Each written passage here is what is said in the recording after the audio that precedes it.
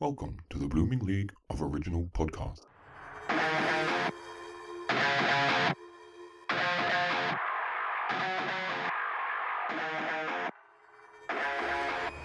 G'day and welcome to a spooktacular edition of Thrash and Treasure, the torture chamber musical comedy horror podcast where two ghouls slam the door in each other's Halloweenies.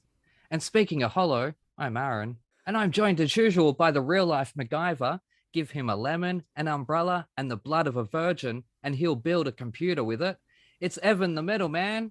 How you doing? Yeah, I was going to say I'll either build a computer or I'll blow it up. Or bake bread with it. But guess what? What? We have another West End diva in the studio today, and gladly they's about to bring our dead show back to life.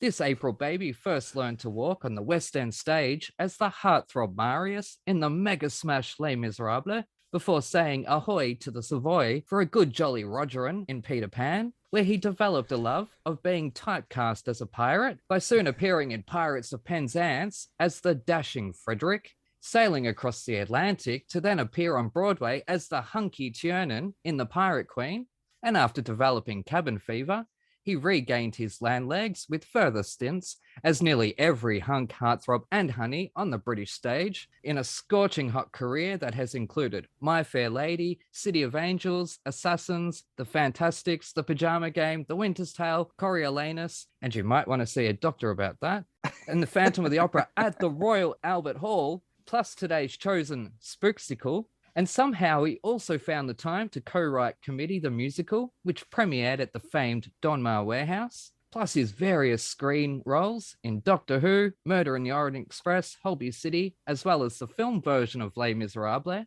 And that's without mentioning his appearance in the 25th anniversary concert, plus his popular stint as Javert. And it's safe to say, after 4 goes around the barricade, his therapy bill is through the roof.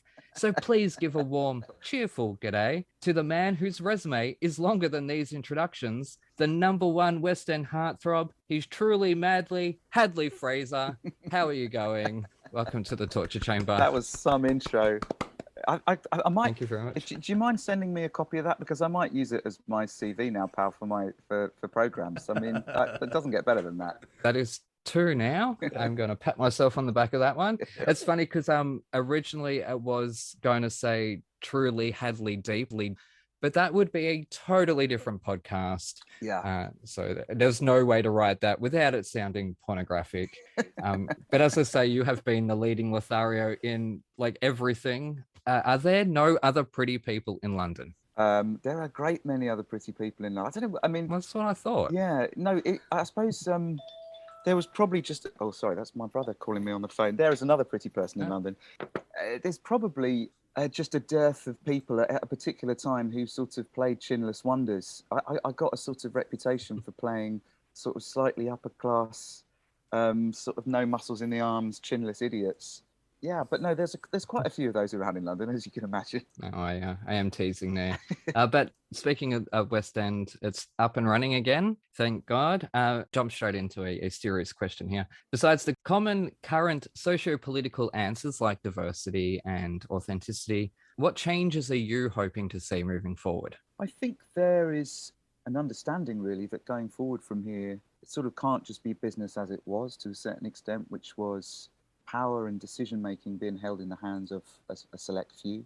And I think we're already beginning to see that. I mean, there's a natural structure, I suppose, that has grown up over the years, and perhaps questions are being asked of whether that's right or not. And I think, like you say, questions of diversity and access to people, access to work for people who perhaps haven't had access to work, is going to be really important going forward. And I think also what's going to be really important, I don't know how it is with you guys over there, but here I think it's also about not just representation and access for people, say, on stage, acting, but people in positions of power and people who are making those decisions. And I think there is certainly a real conversation being had about that over here, and real changes being made, actually, I think, in that direction, and it's heartening to see. And that's it. It is a changing landscape out there in a lot of ways, which I've said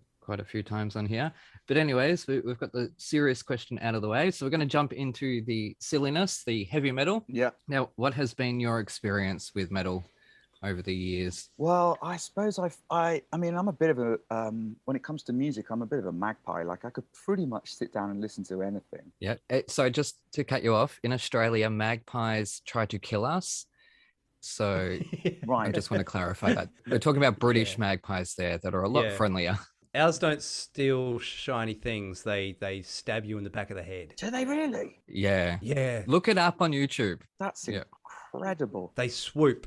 Kids lose eyes every year to bloody magpies. Hadley, a baby died recently because the mother got attacked by a magpie and she dropped the baby on the path when she got attacked. No. Ouch. That's how horrible this is for us in the springtime. Are they after anything, or are they just like thugs? They're protecting their nests. Yeah. Sorry. So just to clarify that, we're talking about British vampires, magpies, same thing. Yeah, British magpies are like sort of 60s crooks, you know, like very sort of genuine geezers. They'll sort of let you know that they're going to steal it and then they'll steal it, as opposed to, mind you, it strikes me as someone who's never been to Australia, but there's an awful lot of Australian fauna that is potentially quite lethal. Yes. Yeah. Yes. Yeah. Okay. As the song goes, come to Australia, you might accidentally get killed.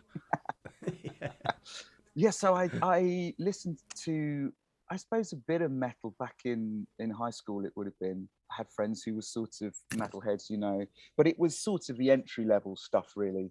And I mean, Evan, if you're the metalhead, you'll tell me, you know, quite how vanilla this is. But it was all like Metallica and Pantera and that kind of stuff. Nothing wrong with That's that. what I know. Yeah. Nothing wrong with that at all. Entry level. And Yeah. then, I suppose when I was 18, sort of by accident, my brother and I ended up going to the Reading Festival, which back then was like a big metal festival. I wish. Yeah. Yeah, and so you know, it's all a bit of a blur, to be honest. But there was, Good festival. yeah, it was. No, we didn't. We were a bit too scared to get into anything too full on. But there was basically 3 days of metal and hard rock, so I was kind of exposed to it then. But I confess, over the years, my tastes have probably led me away to the point where I don't reach for that instinctively anymore. I mean, I'm a bit of a jazzer really these days, and that's another podcast in its entirety. But certainly, you know, there were a good 2 or 3 years there, from about sort of 16 to 19, where I'd stick on some metal or hard rock, and then I met a friend of a friend through university who has the most encyclopedic knowledge of all music, who introduced me to the band whose album we're gonna listen to today, and that sort of, that felt like a whole different thing in a certain way. Like it wasn't the metal that I'd heard before. It wasn't Metallica. It wasn't that kind of very sort of 2x4 metal. It was something else entirely. I mean, maybe we'll get onto that, but yeah. Well, you chose the band Dream Theater, which is the American spelling, so that's how you got to say it, theater. And I passed it on to Evan, and he chose the album. What's it called? Again, I didn't write it down. Shit. I did write it down. God, hang on. You'll see why in a minute, why it's not written down. Scenes from or something, isn't it? I can't remember. Scenes from a Memory. That's it. Wasn't it Metropolis Part 2? That's right. Yeah. Yes. Yeah. Yes. Oh, that's right. I did write that down. Okay. Yeah. Yeah. Oh, there it is. Yeah, I did write it down. It's halfway in. It should come up behind you on the screen. I don't know who that is. Oh, I've got Twisted Sister and Young Frankenstein up for some reason. Yeah, you've mixed up the albums. I got the wrong show. You've conflated the next episode we're recording on Saturday. Yeah, no, that's the next one. Oh, bugger. Oh, well, all my prep has just gone to it is hell. all on the Google Calendar, and I'm sleeping maybe half an hour a day. You can always ask. Yeah, no, I prepped the wrong album covers. You have. Oh, that's all right. It's only nice. It's only the background. We're worried about what you've got to say. Yeah. Anyway, yeah, I chose Metropolis Part 2. Most people would go for the album's called Images and Words, which was before that, 92, because that was the more successful, more sort of commercial album. But no, I did Metropolis Part 2 mainly because it's just such a well-done concept album. You know, all about life and death and spirit and all that philosophical stuff. And the music conveys it really well. yeah, it's just one of their better albums. Yeah. All right. I've written a review. Would we like to hear it? Yeah. I wouldn't expect much. It is this show after all. So when I first saw the cover, I had to wonder why they made a musical version of 13 Ghosts. It sucked in 2001. It sucks even more today. So regrettably, I hit the start button and instead found a moody, almost poetic concept album.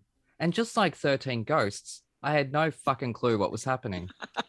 But unlike that dreaded Matthew Lillard film, this wasn't terrible. It was often haunting, which is also something that other shitfest fails to be, spectacularly. And I was thrown off as one of the performers sounded like Richard O'Brien, and that, whilst not actually him, had me intrigued enough to want to further explore this rocking horror concept album. So overall, my large rat-like ears pricked up as each song began, interested to hear how this band managed to highlight the difference between a musical motif or a through line and repetition. But it also proves that those in metal cannot count, as Evan chose part 2 instead of starting at part 1. Maybe that's why I had no fucking clue what was happening.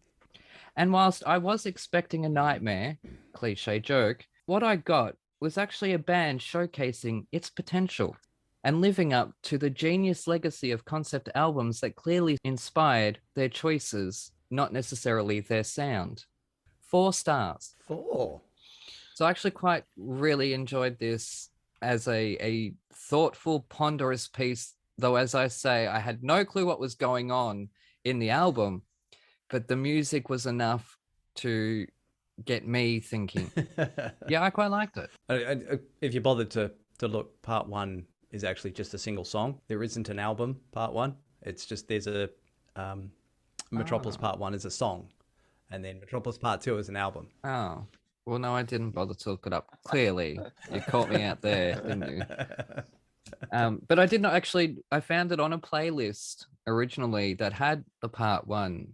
And I thought to myself, why have they only put one song on there? It really didn't occur. Yeah, no, that was the song. Yeah, no, I quite enjoyed it. Wow, that's a first. No, it's not. It is. You usually hate most of it unless you've chosen it yourself. That's not true. That's I am not that arrogant. Thank you very much. I loved Body Count. Gave them 5 stars. Yeah, but we know that you love Body Count. Yeah. What was this about? Because that's... Well, like I just said, it's really just, you know, about life and death and spirit and it's a ballet. Philosophical stuff. This is a ballet. It's not a musical. This is a ballet. Okay. Well, I mean, I put it down at defending. I was prepared to defend Dream Theater. Apparently, I don't have to. No. Sorry to waste your time. But and I'll move my notes over. Hang on. Where are we? That's better.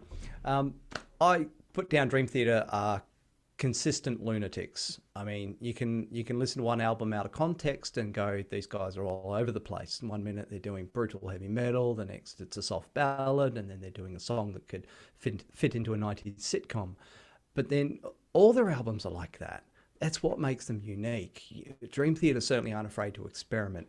You can be in the middle of a big rock ballad, and then they'll bust out trumpets and an orchestra and violins and pianos, pan flutes, whatever the hell it takes. Yeah. The opening track of this album, it's very Pink Floyd. I got a lot of Pink Floyd out of this album. Yeah. In general, and I feel it's hard to capture like creepy and foreboding musically and to pull it off without sounding lame, like a slasher film soundtrack. Yes, exactly why I juxtaposed it against 13 Ghosts, regardless of the cover, because the 2 covers are the same. No, they managed to pull it off. Obviously, Alice Cooper is a master at it. Ozzy Osbourne's quite good at doing it. You know, sounding creepy without trying to sound creepy. Yeah. It's not an easy thing to do. And then they've managed to do this sort of littered all throughout the album. Of course, I'm a big fan of the drumming. It's really by the book accurate drumming. I love the use of the double kick. Yeah. So many bands will overdo it, and you just end up with this thrumming throughout the whole songs. And here, the drummer will just do short bursts of double kick where needed, and it's really impactful. And of course, the drummer for Dream Theater is Mike Portney, who in drumming circles is someone most drummers look to. I've heard of him. Yeah, well, you've heard of him for a reason. Yeah, you know I love my drummers. That's why. He is so technically perfect 100% of the time. Yeah. He never overplays. He knows when to just sit back and carry the song or to when to go nuts. He's just got a way of complementing songs the way it should be done. He's a prime example of good drumming. Yeah. So yeah, he's quite a name in the drumming world.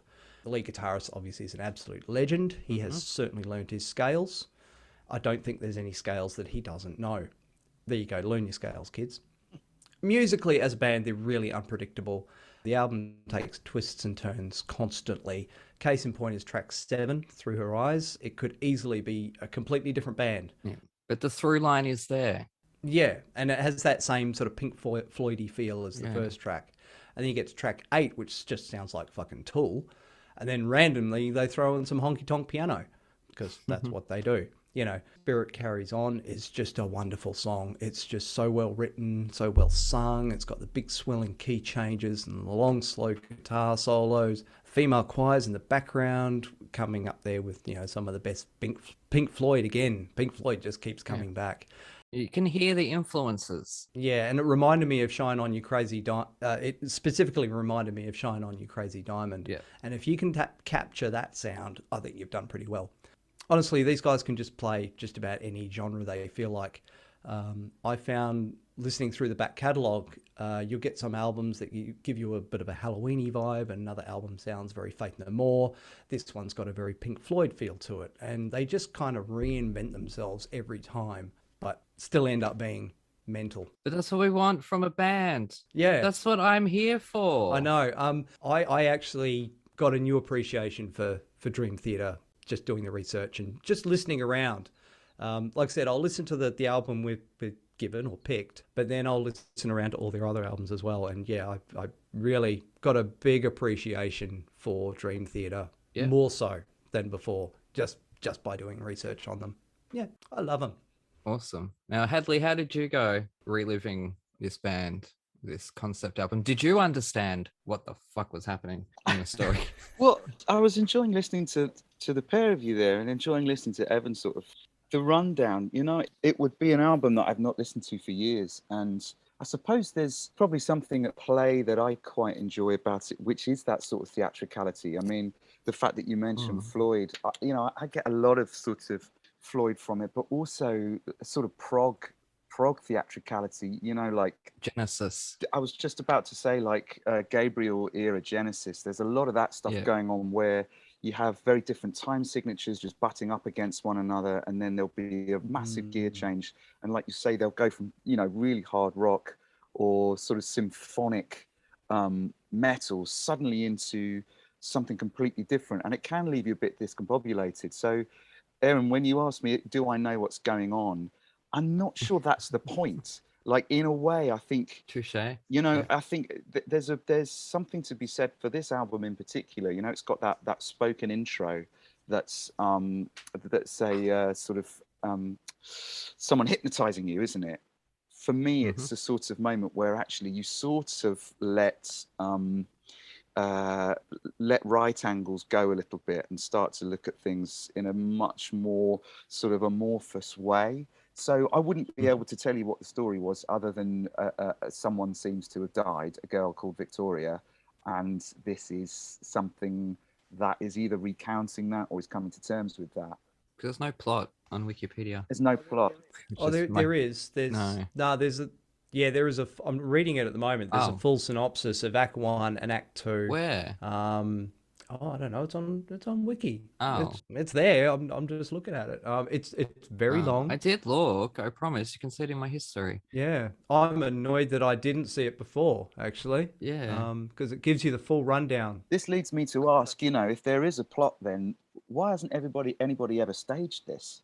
Yeah, this as a ballet, not as a music. What I need is some really amazing Sonia Toya type dancing in this. I'd be with you on that. I was just going to say there's a sort of virtuosic nature to it as well, which I love in Dream Theater. You know, you were talking about Mike Portnoy, and these guys just know their instruments inside out. And occasionally, I suppose you could probably throw the accusation that they play one note too many when fewer notes would do. But I think that's part of the charm. I think you probably couldn't necessarily, I certainly couldn't listen to Dream Theater back to back. It's a bit like a medieval banquet where dishes just keep on coming out.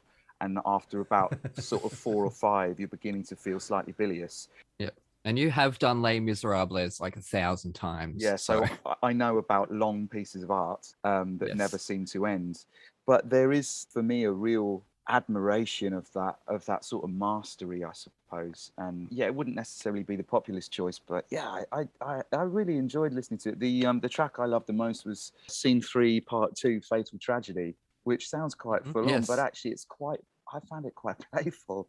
And I don't exactly know. Maybe you'll be able to tell us, Evan, if you've got the synopsis there, what the hell's going on in that moment, because I quite like to know. Scene 3. Yeah, a lot of reading. It's a big, long story. It's just roughly, it's a man going through, Nicholas is going through hypnotherapy, past life regression, and he was Victoria in a previous life. And it's going on about, people having affairs and murder, and the hypnotherapist is a reincarnation of one of the characters. And that's very opera. It is, isn't it? It's very long and very involved, and I need time to really read it properly and break it down. It does feel quite operatic, actually. I was just going to say the same thing, and actually it got me thinking about sort of rock and metal in theatre and how more often than not it kind of operates on an operatic scale rather than anything else. Well, it does, and that was the genesis of this show, was that metal is socially acceptable opera, and so we sort of opened that up. Yeah, never really thought about it like that, but... Well, 40 episodes in, I can tell you, yes, it's pretty much everyone comes in and says, this was really theatrical. Proof of concept, yeah. That's why you're here, yeah. Yeah. Just a concept I pulled out of my ass in 5 minutes. Fancy that. This one in particular, though, I mean, this is so theatrical. There's some metal, I guess, which is very sort of monodirectional, quite sort of closed off almost, whereas this just feels like it's so broad. Yeah, but not like, say, King Diamond or something that's over the top and comes across as silly. This comes across as you say, virtuosic. It sounds like these are music students that know what they're doing in terms of composition and playing and arrangements, bringing in the instruments at, different things here and there and different sounds. Like, this is why I'm here, but it needs to be palatable.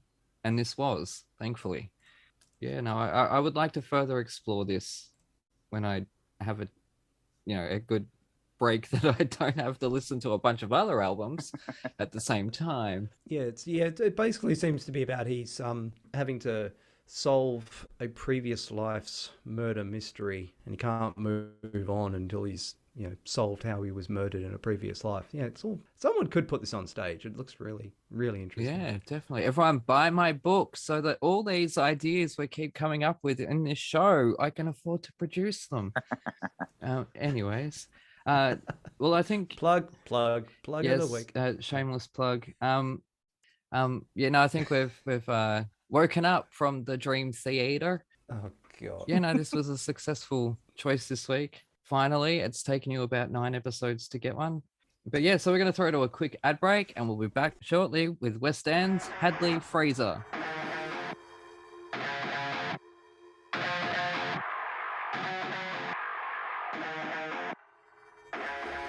Coming this summer, winter, spring, or fall, the first ever musical theater sitcom, where you go behind the scenes of the latest West End show, the Fosse Forest Ballet. Where's the important stuff? Aha! £1,000 a week ensemble rate. That's what Mamma Mia likes. Starring Philip Joel and a West End cast featuring Carrie Ellis, Darren Day, Louise Demon, and Oliver Saville, and more. It all started in 1987 when I was a jobbing actress working in a diner. Yeah, it's just I had a really bad experience when I was touring Australia with a wombat.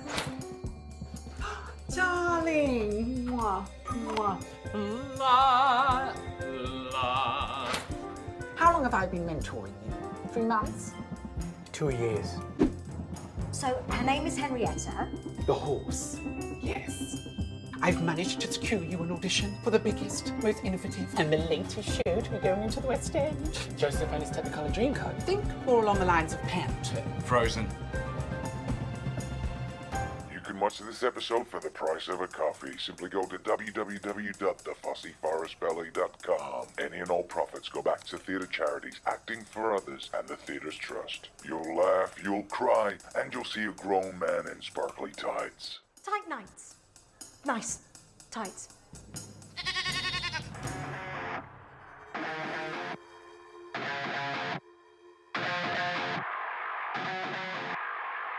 We're back. You're listening to Thrash and Treasure. I'm Aaron. That's Evan. And we're joined by West End hunk, Hadley Fraser. And I always go to say Fraser because we've had Alison Fraser on the show. And there was a whole discussion about that. And so all week I have been Fraser. So if I do say Fraser, I am so sorry. It's okay. I'm not a stickler for it, you know? No. Well, you guess you're British. We're going to jump straight into the musical, and we're going to do the musical version of Young Frankenstein, which is actually Young Frankenstein. If anyone who has seen the movie would know the classic Mel Brooks, Gene Wilder film, which is Madeline Kahn. Madeline Kahn, that's right. Yeah, she is, yeah. Bless her soul, rest in peace. She was incredible in that. Absolutely loved her. Now, you played the titular role in this, I believe, unless that's right. I've looked at the wrong Wikipedia. No, you're absolutely right. Yeah. And now, before we get into Evan's thoughts, I don't normally ask guests this because I've invited you on to my show to find out about you, but we're talking about Mel Brooks here. So I have to know, did Ross Noble nearly wee himself? Well, Ross, I don't think could quite control the excitement a lot of the time. He was such a Mel devotee, you know. Ross is a real sort of student of comedy, comedy badger, I suppose. I confess I wasn't a big devotee, you know. I'm not sure if I'd watched Blazing Saddles. I don't think I'd actually watched Young Frankenstein before I auditioned. But have subsequently obviously sort of fallen in love with him a bit more. But yeah, Mel was here for all of our rehearsal periods, and I mean, he was a thrill. I mean, he must have been 91, I think, maybe 92 when we were rehearsing, but came in pretty much every afternoon. Wouldn't matter if we were in the middle of a really delicate, sensitive scene or a huge dance sequence. He'd kick the doors of the rehearsal room open, stand there like with his arms aloft and go, no, you're ruining the fucking show. And then we knew that Mel had arrived. What was incredible actually was that they had done, Mel and Susan Stroman, the director, had done a version of the stage show on Broadway about 10 years prior to us doing it, and it hadn't gone particularly well. And they've been very brutal with rewriting it, and they cut about an hour out. And approached the West End version in a very different way. It became a lot more of a sort of B movie tribute. You know, the one on Broadway was all bells and whistles. You know, they spent millions of dollars on it, I imagine. You know, they had Tesla machines and a cast of 75,000, whereas we had a cast of about 3 and some front cloths. It felt like a panto, and as a consequence, it really found its home here. And I don't know, you stick someone like Ross Noble in, and some old stagers like myself and Leslie Joseph and Summer Strachan and Di Pilkington and people like that, and it flew actually over here, which was a thrill. And I think it was really satisfying for Mel, because it had been such a disappointment on Broadway. For it to come back round 10 years later, for him to be such a big part of it, and then for it to be a success, was a really, I don't know, I felt pleased and proud for him as much as he did. I think it was terrific. And he's an astonishingly wonderful and kind-hearted man. Over and above that sort of facade that he puts out to the world, he is a gorgeous individual. Yeah, no, just only quickly, I think it's the absurdity of the humor works better in Britain than it does in America. The Producers was a really big hit because the humor is very New York Jewish humor. It's very entertainment driven. So Broadway, of course, went crazy for it. Whereas Young Frankenstein is more along the lines of a Monty Python type you know, that real absurd humor. I think, anyways, that's my opinion. Yeah. But we'll find out what Evan thought about this. So would you like to tell the leading man what you thought of his performance and the musical? And remember, he is a qualified scientist. Oh, really? No, I'm not. No. It's just a joke. Oh my God. No. Oh, I'm a huge fan of Ross Noble, by the way. Just good. Yep, just shout saying, out. putting it there. I love yeah. Well, obviously, I had seen the film. It's one of the few that I have. Obviously, I had seen Blazing Saddles and Spaceballs. I was addicted to Spaceballs. Pizza the Hut still makes me laugh. Yeah. Oh, there's so many. Yeah. So Mel Brooks, he's just a national treasure. I don't know how he's managed to. He's treaded that line of being Offensive, irreverent. Oh, yeah, offensive without being, without being cancelled, really, if you want to put it in that term. Like, he can do sexist jokes without being sleazy or machoistic somehow. There's a cheekiness about it. Yeah, he treads that line of it's not quite Benny Hill enough to get you in trouble, but still funny. And it's still funny today. I don't know how he does it. He's just treaded that fine line, and he made it through without really offending too many people. But yeah, Young Frankenstein, again, I'd seen the movie. I had no idea someone turned it into a musical. But of course they have, because they've turned everything into musicals. Oh, Caddy. What? But fair. There's so much. I know. There's I think so that's much. fair. There's some. Yeah, it is. There'll fair. be some random murder in the newspaper, and it's like, oh yeah, they've turned that into a musical. Oh my God, that's so true. Continue. It's true. Anyway, so I'd seen the movie. I loved the movie. Everyone loves Gene Wilder. Anyway, I love the movie. I'd never seen the musical, and obviously I still haven't. I don't think there's a pro shot. I did manage to see some clips. It's going to be done possibly Oh, okay. ABC or NBC Live. ABC, sorry. But anyway, Young Frankenstein. It's really well written lyrically and musically, obviously because Mel Brooks just has so much input into it. Mm-hmm. He wrote it, didn't he? Most of it. Yeah, he did. Yeah. So the transition. When you get, if anyone's going to make a musical out of your own movie, it might as well be the guy who wrote the movie. Oh, you say that after we have Bobby Cronin on talking about Mary and Max. It's very well written musically, lyrically.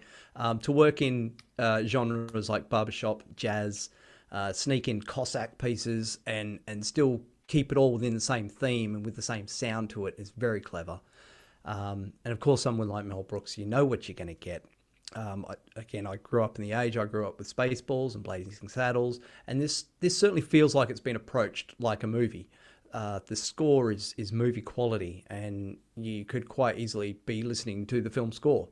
There are some genuinely funny songs, I think most of them, and especially standout ones like "Don't Touch Me," where you can work in the line like "Don't touch my tits," and then "Oh bugger it, while we're here, tits," and then do it again, tits. It's like, what?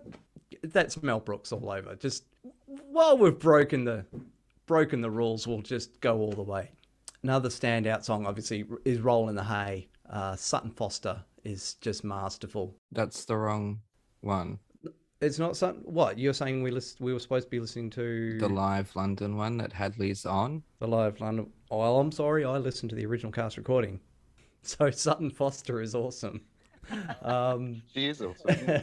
I'm so sorry, Hadley. Why This would is you my be sorry? co-host. To be honest with you, it's probably much less sort of confounding for me because I don't have to sit here and listen to myself or talk about myself. So Yeah. Thank you very much. Did Evan. you specify? Did you? I Specify did. the I London sent you the version? link. I always send you the links. I don't just tell you what it is. I send you a Right. link. Okay. Well, anyway, I found a clip of "Roll in the Hay" Okay. Yeah. on David Letterman. I Okay. think Yeah. they were promoting it, and Sutton Foster's, was awesome. And I played it to my wife, and she's like, "Who is that?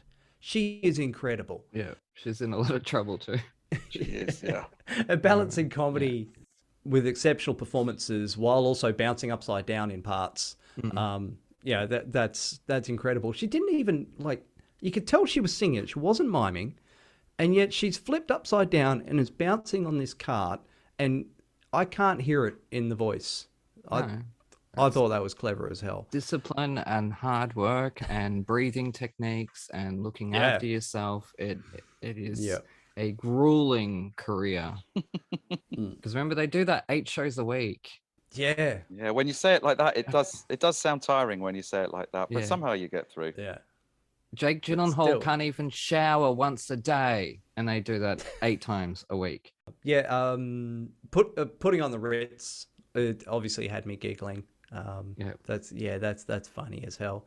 Yeah, it's very similar. You've got me again. It's very similar to, was it Mary and Max this morning, where you've given me a musical I just love. Like, every song is excellent. Every song is well written. It's so cleverly written. It's Mel Brooks. You can't bloody go wrong. There we go. There's the London song list. God damn it.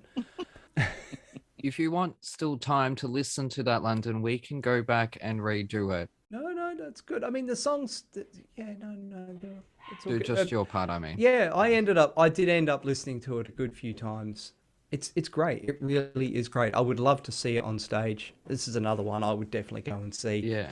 If it was to come anywhere close to this country. Well, Ross is desperate to do it in Australia. Yeah. I mean, he's living over there at the moment. I think he's coming back here to tour at the end of the year. But yeah, his home is Australia now, really. That's right. Yeah, because he had done a show here. What's the other one? I don't remember what it was, but yeah. Now, so I find this interesting, Evan, because you didn't like Spam-A-Lot. And so I was... No. Okay. Because I was offended by Spam-A-Lot because I felt like it was just a blatant cash grab. Yeah. Okay, yeah. But this came after the success of the producers. So you don't think... I mean, this is purely putting a film on stage, though. I'm not saying it's not worthy. That's all. I'm just pointing out your hypocrisy. That's all. No. Spam-A-Lot is like, God, it's a jukebox musical, isn't it? Don't you hate those? That's not a jukebox musical. Oh, it's cramming all their favorite stuff into one show. Not really. Oh, some like the fish slapping song. And the Always Look on the Bright Side of Life, which belongs to another film. Well, there you go. Yeah. Yeah. The other one I really loved was Together Again for some reason. Yeah, no, that was really great. I listened to it I found before. it just took no convincing to go, let's build a monster. All right. Just, it was literally a couple of seconds. Like, oh, go on. Yeah. Oh, okay, fine. Yeah, no, it still makes me laugh even after 3 or 4 listens. No, I really enjoyed Young Frankenstein. Like I said, it's beautifully written, beautifully played. The whole thing has a theme, it has a feel. Every song you could shuffle them and still know what show they're from. Yeah. It does tell the story. I love it when you can pick up the whole thing start to finish just from listening to it. Yeah. Because, as we said, I'm listening to it without any context. Yeah, which is part of the film. Part of the critique that you're to look for is the I love narrative clear. Yeah. Oh, very. Yeah. In this, you can listen to it and hear the whole thing all the way through, and you can pick out the different characters and know what's going on. Yeah. Yeah, no, it's great. I really would go and see this. I would pay some good money to go and see this on stage. Yeah. I haven't seen any of the staging from either show, so I'm not sure how big they went, because the movie they went all out and built this freaking castle. So I haven't seen the staging of how it looks. But just based on the music alone, I'd pay some good money to go see this. Yeah, loved it. Just to go, what score did you give Mary and Max? Oh God, can I go 10? No, I fell in love with Mary and Max. Okay, that just blew me away. All right, it was so good. What did you give Young Frankenstein? It's a good solid 4. Yeah, definitely 4.5 even. Yeah. Because Frozen got 5, so yeah. I have to sort of that's the Frozen got 5 because that's the benchmark at the moment. You're either better than Frozen or close to Frozen. Now, obviously, Hadley, you had done Les Mis and quite a a lot of shows by then, like Pirate Queen, some big shows. Was this your most technically advanced show with sort of lighting and special effects? Was there any of that, or was it just all No, screens? Or almost the opposite, actually, but sort of yeah, intentionally so. Our version of Frankenstein over here was, like I said earlier on, it was very sort of poor theatre. So there were some automated bits, you know, there were the sort of yeah, the gates of the castle that occasionally would break down, and so we'd have to stop the show, which was actually Ross's favourite event. Whenever that happened, and they had to bring the front cloths in. mm-hmm. Ross would sort of collar me and take me out in front of the front cloths, and we'd improvise for 10 minutes, which is fine if your day job is an improvisational comedian. It's Yes. not so happy if you're mostly reliant on script. Yeah. And those are some of my most favourite moments of the show, was actually being out the front with Ross and improvising in character. So actually it was not very technical. What it was, I suppose, was just rather breathless. I mean, you were talking, Aaron, about you know, doing that thing 8 times a week, and it was a very physically demanding show. I think I was pretty much on for every single second of the piece, because it follows, you know, Frankenstein's story. Frankenstein. You should know. Yeah. Yes. Frankenstein. You know, it follows his story, and it was certainly a physical undertaking. I think I probably lost about a stone on that show, but in the year that we did it, just because it was such an exertion. It was wonderful fun, and it was great, and it was a bit of a highlight. But we had, our little girl was probably about maybe one when I started too, so there wasn't a lot of sleep going on. My wife Rosie was doing a play in the West End at the same time, a long Jez Butterworth play, so we were burning the candle at both ends, and I just remember getting to the end of that run absolutely exhausted. My voice was shot, and I just needed to lie down for a couple of months. But that said, it was sort of indecent amounts of fun on stage, because like you've been saying, you know, Mel's sort of DNA ran through it, and then having people like Ross and Leslie on board with it too, and it was a very happy company. So I look back on that with a great deal of love, and if you ever get round to listening to the London recording, Evan, what's lovely about it is it's a live recording. So we did it, we recorded it, I think, across maybe 3 or 4 performances, and then obviously they edited whichever they thought was the best take of each one. But what you get back, I don't know, Aaron, if you sort of, when you listen to it, whether that made a difference or not, but I found with Frankenstein, listening back to that, it seemed, there are some cast albums where you want it to be in the studio, but with something like this, it really seemed to make sense for it to be a live recording, and to have the audience there as a very, very sort of present part of it. To be honest, I'm not big on live recordings at all.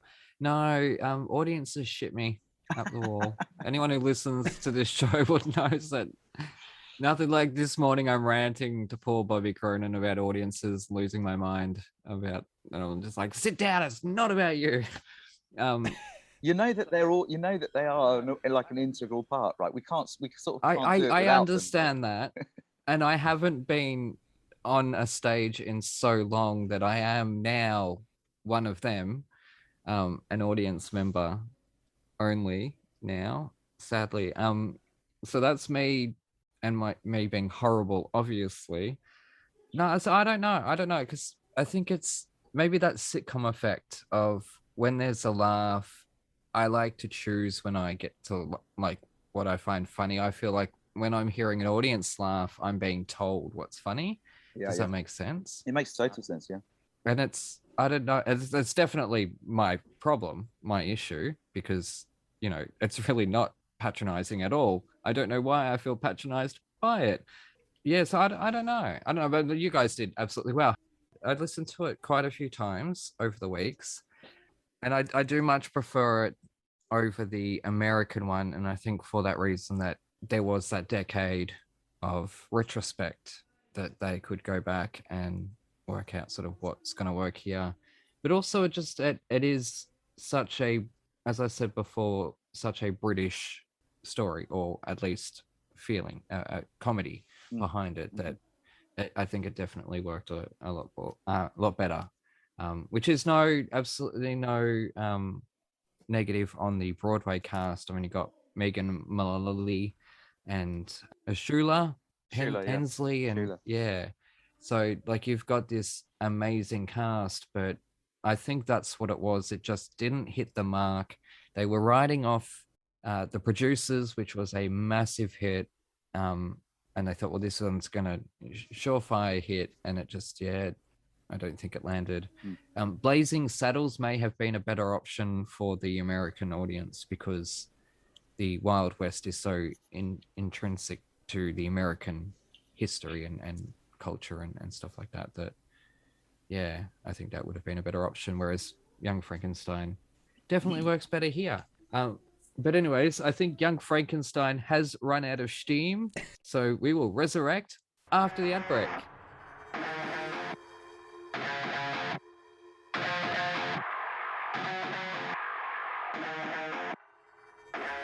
G'day listeners, Aaron here. While you're topping up your coffees, did you know that you can support our show and go on a fantastically scary adventure at the same time? Go to www.thetonistantales.com/bookstore to grab your copy of The Toniston Tales, a darkly funny Aussie trilogy about a young boy who rescues injured animals in his spare time and the roller coaster ride he's taken on by a literal fish out of water. Written by me, the village idiot of Thrash and Treasure, you'll come to love Toniston Turnbull and the dozens of wacky characters that he meets along the way. And here is a sneak peek. Crack, thud, the human trips over the uneven ground as the Twanimal blows out the lantern. Watch your step, Cubpaw says a little too late. Why did you put the light out? Bollycosh, an open flame near hay bales? And here I thought you were smart, sir. Toniston agrees with how silly he must have sounded. What are we doing out here? The boy asks as they blindly walk around the side of the house, where they're greeted by giant shadows rising up above them. Unable to properly see in the pitch-black darkness, Toniston presumes they are the 3 hay bales. He looks around. The plains are vast, and the spotlights out in the distance, now a purple colour, seem to be too far away to bring any real light to them. They do, however, look very pretty dancing on the rippling oceanic sky. Stand back, the silhouetted Cubpaw warns with his gruff but friendly voice, clearly able to see in the darkness better than the human, who had constantly refused to eat his carrots.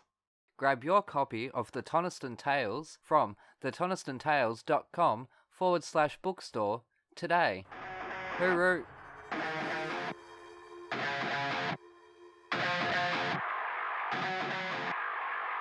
All right, we're back and listening to Thrash and Treasure. I'm Aaron, that's Evan, and we're joined by Hadley Fraser. And we've just been talking about Young Frankenstein. So what is a horror movie, like a full-on horror movie, that you think would make a great campy musical comedy? Because we've got like Toxic Avengers and stuff like that. That's a good question. I saw, I don't know whether you've ever come across it. I saw Evil Dead, the musical. Yep. That was really good fun and quite shocking. I only recently discovered that existed, and I haven't got around to actually looking at it yet. Don't, because we'll cover it on the show. I don't want you to find out about any other shows. Because I'm a huge Evil Dead fan. I'm like, oh, of course they made a musical of it. I'm doing a play at the moment that's sort of set around the paranormal, so I might sort of plump for something a bit sort of poltergeisty or paranormal activity or something like that. There'd be quite a lot of fun in those sort of shocks and jump starts and things like that. Maybe something in that direction. We just had one of the puppeteers from Poltergeist on the show. Yeah, Kirk Thatcher, who I mentioned before. Oh yes. I would do the Human Centipede. Anyways, moving on. No, I'm kidding. That's a terrible joke. I've never actually seen it. Oh man. Act 1, 2, and 3 are just joined together. Yeah.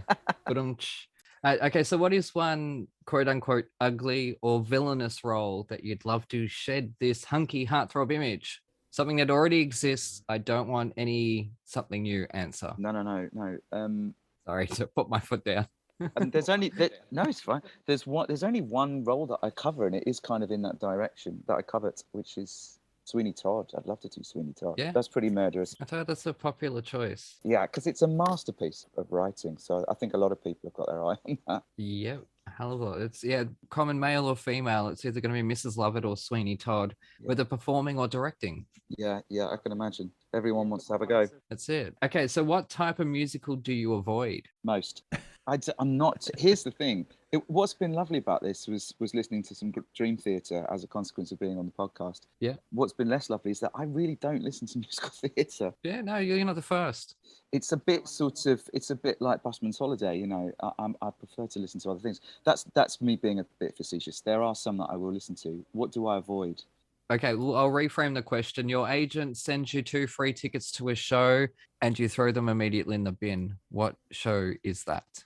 And you cannot plead the fifth because you're not American. Yeah, I know, yeah. You also don't want to offend anyone who may have ever worked on those shows. Yeah, that's true, yeah. No. I've worked with quite a few people. I don't want to offend anyone. Yeah. Well, just know that people out there, I forced this question out of him. So come at me. I'm the bitch. I would probably avoid sort of jukebox musicals, really. Like, I think, Evan, you just laid that accusation at Aaron's door. I think I would be the same. Something like Mamma Mia or Jersey Boys, I think, is something that I'd probably wash my hair for instead. Yeah. Correct answer.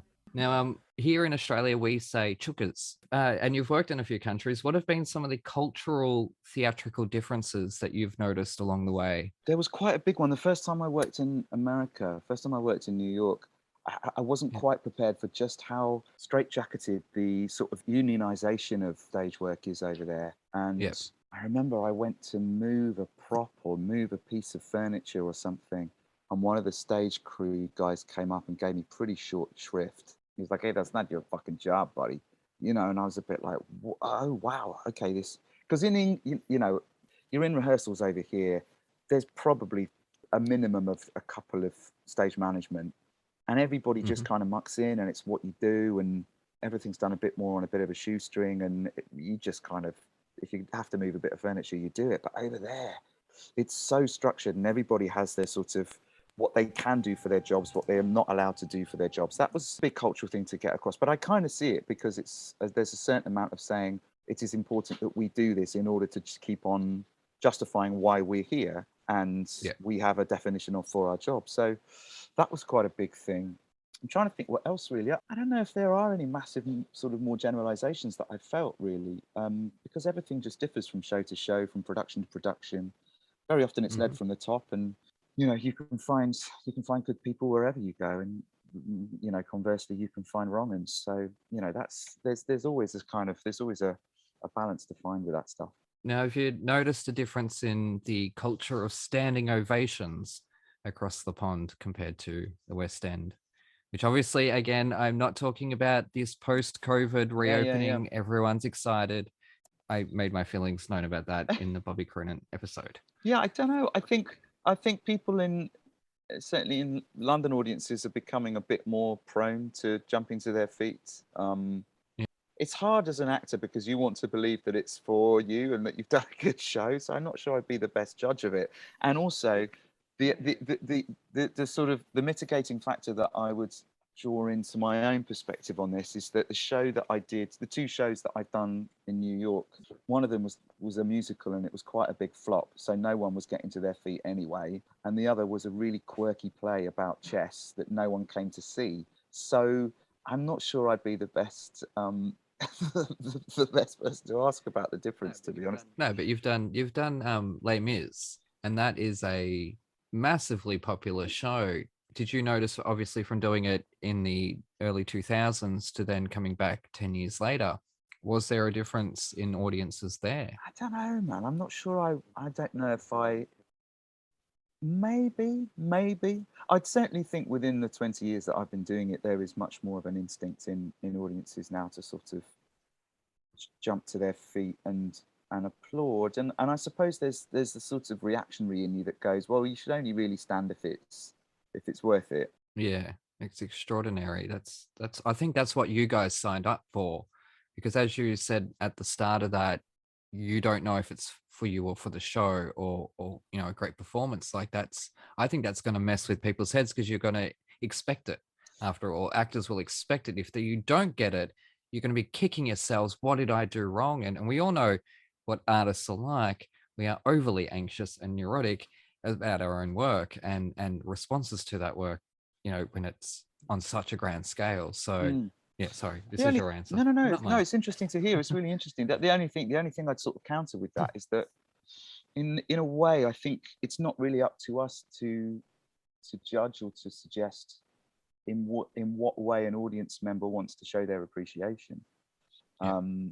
So I don't know, things change. The only thing constant is change, and if in the theatre that means that people are sort of getting on their feet and applauding as a matter of course, then it's not really harming anything, you know. It's just one of those things that changes, and that's what happens. Yeah, getting on their feet and getting on my nerves. Anyways, sorry. Okay, so obviously we've chatted a bit of comedy. What was the last movie that made you cry? Ooh, that's a really hard question. I really can't remember.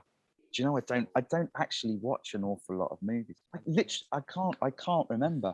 But the problem is that I suppose I've got to the point now where I can't actually remember what the last movie was I saw. Yeah, I'm just going to blame early onset dementia for that answer. Yeah. Now that you've said that, I can't remember the last movie I watched. There it is, you see. Oh, I watched the Blade Runner 2049. Oh, yeah. Yeah. I don't know if it made me cry, but that was the last one that really made an impression on me. I thought that was a stunning piece of filmmaking. Don't know if it made any money either. No, but that's often the way, though, isn't it? Not really a fair question. If I can answer as well, because I've already told you, it was yesterday. It was, yeah, Mary and Max. It was Mary and Max. Before that, Finding Nemo. Oh, really? Oh, yeah. Now, Dory's speech about being home and her, you know, her gills kind of drop, and I lose it when she can remember things because of oh God, what's his name? Marlon, yeah. You just unlocked it for me. I know what it was. Yeah. I know what it was. It was Onwards. Yes. It was the moment where he was watching his older brother have that moment with the dad who'd come back. Yes. He gave up that. Yes. Sorry. I lost my dad about 3 years ago, and I saw that in the cinema. Maybe it was, I don't know, maybe a couple of years after my dad had died, and I was in bits. Those Pixar movies have a unique ability, don't they, to reduce you to either a helpless mess or fits of hysterics. They're wonders of filmmaking. They are. So I raised my nephew, and so that at the ending of that film, because he's an ungrateful little brat, it destroyed me. It absolutely destroyed me. And I've said to him numerous times, you are going to watch this movie one day and you're going to take away the message from it at the end of it.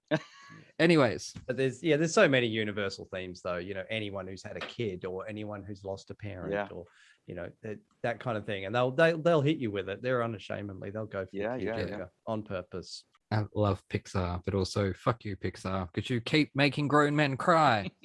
Stop making us care about cartoons. That's it. Stop making us have feelings. Anyways, what's been your most awkward fan experience? I'm not sure for personally speaking, although I'm working with a guy at the moment who had quite an awkward fan experience the other day. He got sent a photo of someone who tattooed his face onto their arse cheek. Oh, okay. That was quite full on. I don't think I've ever sort of got to that point. Not that you know of. No. You'd have a few Doctor Who fans, surely. Yeah, but on the whole, they're pretty chilled, and the Doctor Who fans are really keen to, I think they call them completists. Does that make sense? To get every single person who's been in Doctor Who to get their autograph, you know. Right. They can be quite persistent, but they're pretty polite, and they're pretty, you know, they're pretty chilled. I don't think I've ever really had much awkwardness, to be honest. I mean, I do not believe that for a second. You have played every heartthrob on West End for 20 years, Hadley. Like, how is someone not throwing their underwear at you? I don't know. I mean, I'd welcome it. Ask you to sign their boobies or something. And Evan, do you have any questions? I'm going to say something stupid. They've done a Doctor Who musical, surely. There must be one, surely, doing the rounds somewhere. And a sort of unofficial one, I would have thought. Well, listen to this. Many years ago, I must have been about 18 or 19. I did the Edinburgh Festival, and I did it with a bunch of people from Cambridge University. I didn't go to Cambridge, but they didn't have anyone who knew how to do musical theatre there. So I got sort of pulled in as a ringer, and I did this show with this musical theatre outfit, and it was a retelling of the original Star Wars trilogy as a musical, written in like the East End with sort of Gilbert and Sullivan musical. It was called Far Far Away, and it was the show. It got an award in the Observer newspaper over here for the show most likely to make you want to top yourself. Yeah, I was gonna say. So you know, I think where sci-fi musicals are concerned, I'm sure actually Back to the Future seems to be doing quite well. Yeah, I'm intrigued. But where sci-fi musicals are concerned, you gotta really tread very very gently, I think. Yeah, there's no real. I was thinking about this. Like, there's no like alien abduction musical or anything like that. Like and you'd think that something like what's the movie K-Pax with the actor who shall not be named? Oh yeah.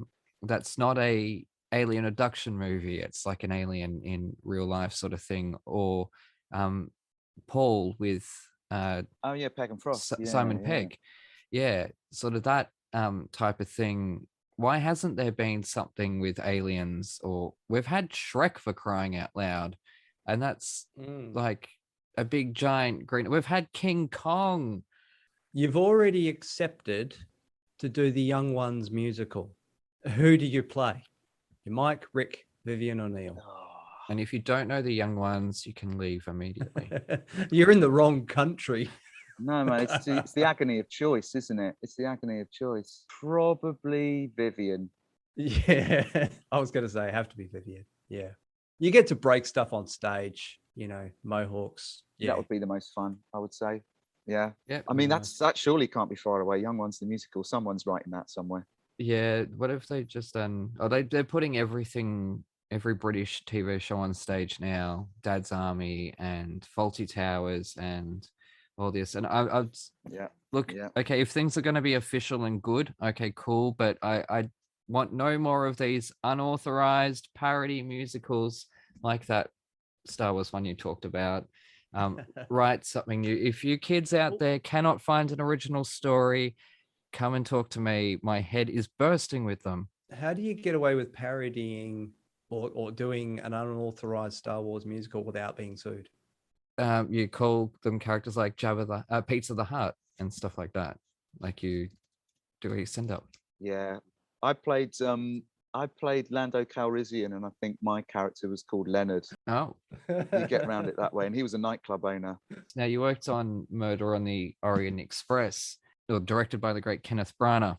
So what was the sort of the best or the most useful lesson that you walked away with? Not something he necessarily told you, but just that you gained from working with him, with such a illustrious director. I've been lucky to work with Ken a few times, actually. We did we did The Winter's Tale together on stage, and Harlequinade on stage, and we did a film called All Is True as well, where he played Shakespeare, and I played his son-in-law, and Orient Express as well. Ken was something of a hero of mine, actually, and then to work with him was something of a thrill. And one of the takeaways, I suppose, that I would have is something that I wish I'd sort of told the 21-year-old me, which is turn up having done your homework and turn up being cheerful. You hear that, Evan?